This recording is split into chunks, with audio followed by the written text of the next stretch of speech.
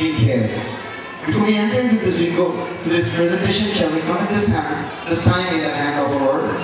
Shall we bow our heads and close our eyes? Father God, we just thank you for this beautiful morning. A new day being added unto our lives, O Lord. We just thank you, Lord, that your mercies are renewed every morning.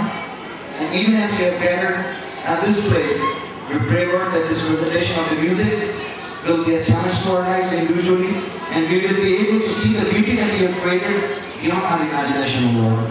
Even this presentation as it is brought, we pray it will bring glory to your name and a refreshment to our souls, O Lord. We commit the rest of the time in your hands. In Jesus' matchless name we pray. Amen. It's a very unique kind of a music presentation, and because it's an open area and we don't have amplification, we don't generally use an amplification for it. So it's requested of you to please maintain silence because you have to be very attentive.